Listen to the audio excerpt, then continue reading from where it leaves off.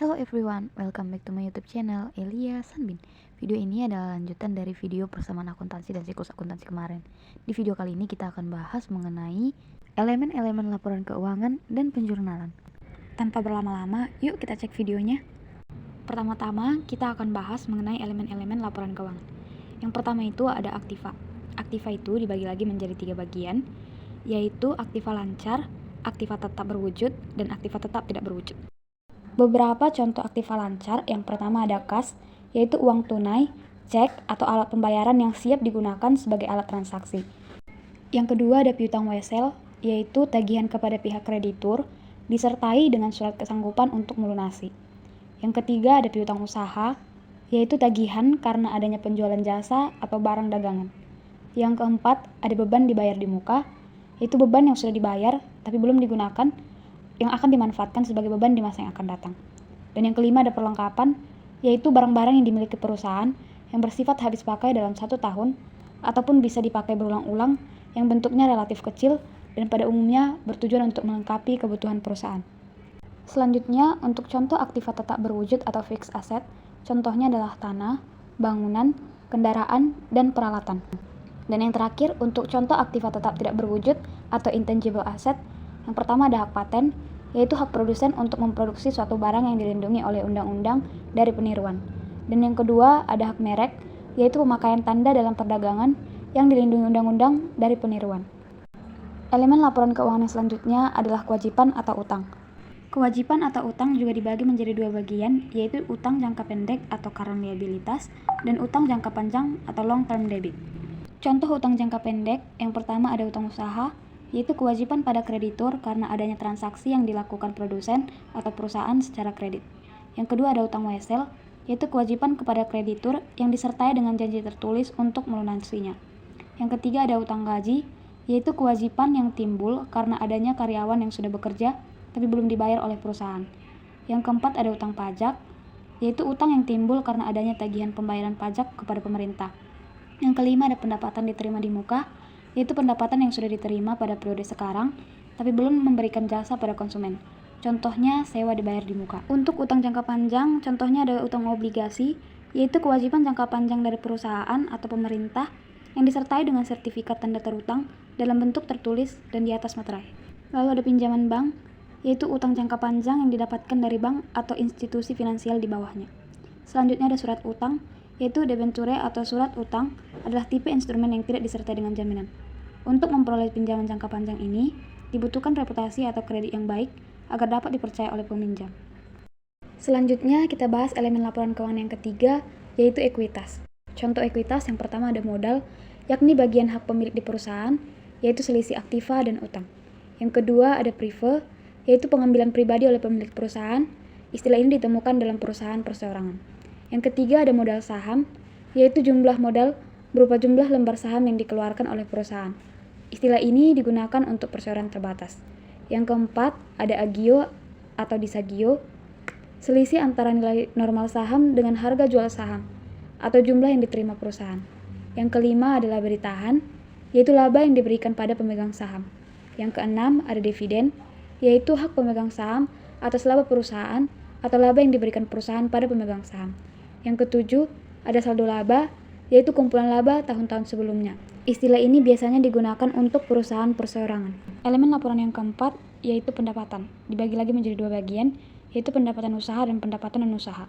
Pendapatan usaha yaitu diperoleh dari kegiatan pokok perusahaan, contohnya pendapatan hasil penjualan produk yang telah diproduksi.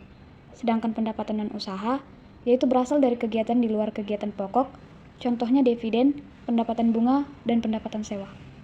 Elemen laporan yang terakhir adalah beban atau expenses.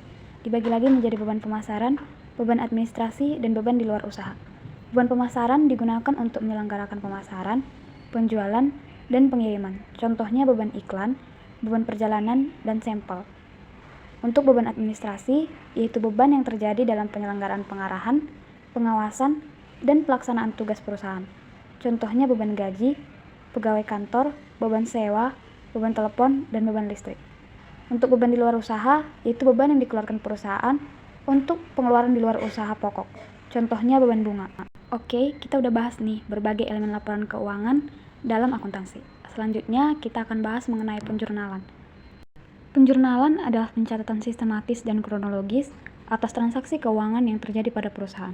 Jurnal ini berbentuk kolom-kolom tentang tanggal, nama rekening, referensi, debit, dan kredit. Proses mencatat sebuah transaksi pada jurnal disebut menjurnal. Jurnal dapat dikelompokkan ke dalam beberapa jurnal khusus. Bentuk jurnal yang paling sederhana adalah bentuk 2 kolom. Berikut ini saya melampirkan contoh jurnal umum. Dari gambar ini dapat kita lihat bahwa ada tulisan halaman. Tulisan halaman ini diisi dengan halaman jurnal. Untuk kolom tanggal, diisi dengan tanggal terjadinya transaksi. Untuk kolom keterangan, diisi dengan nama rekening atau perkiraan yang didebit dan dikredit. Untuk referensi, diisi dengan nomor perkiraan pada saat diposting ke buku besar.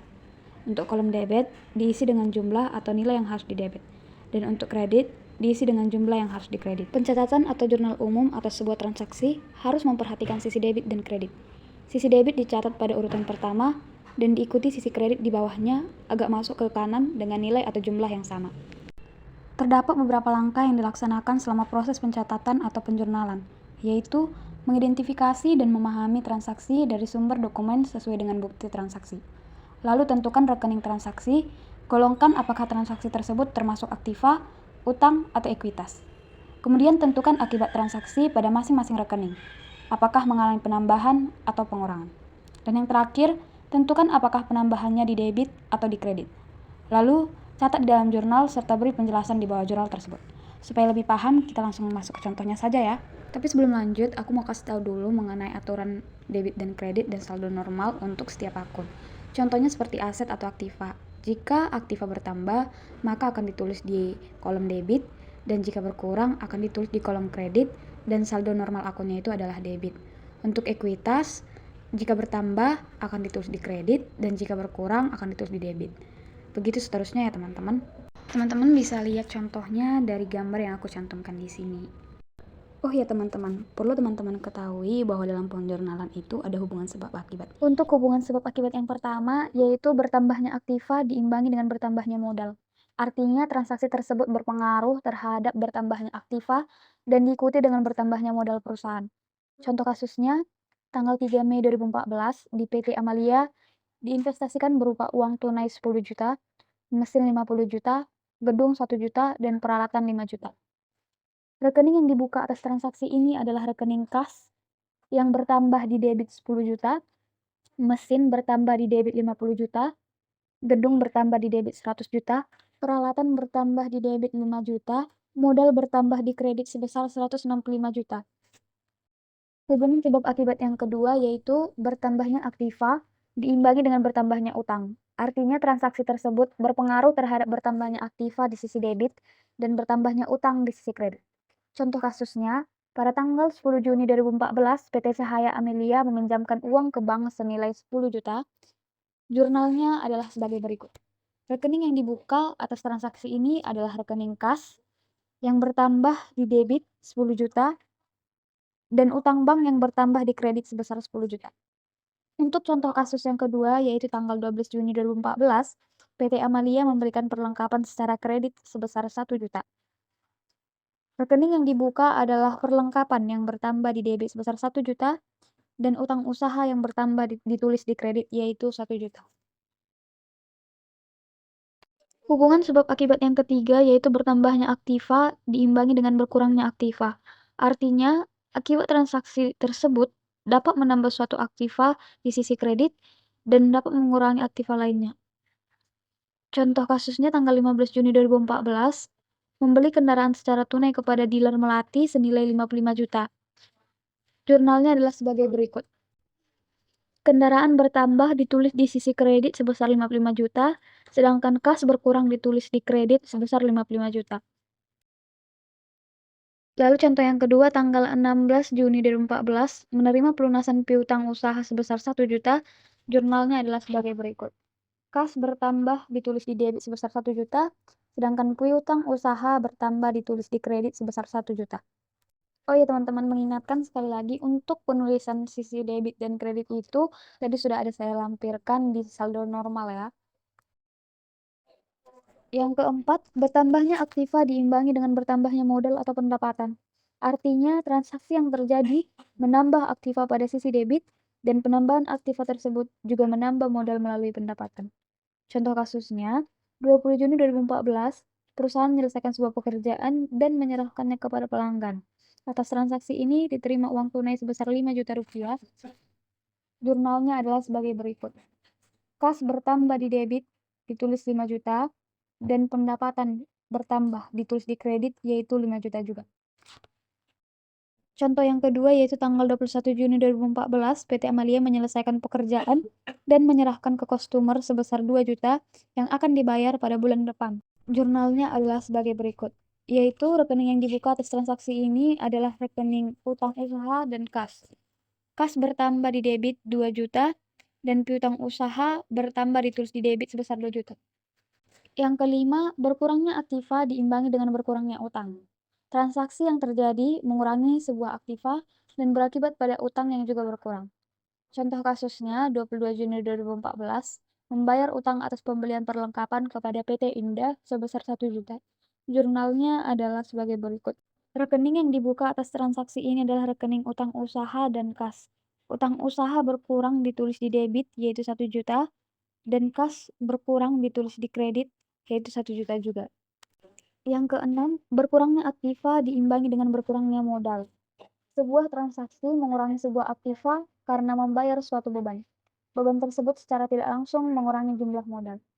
Untuk contoh kasusnya, yaitu pada tanggal 26 Juli 2014, membayar beban listrik untuk bulan Juni sebesar 1 juta, jurnalnya adalah sebagai berikut.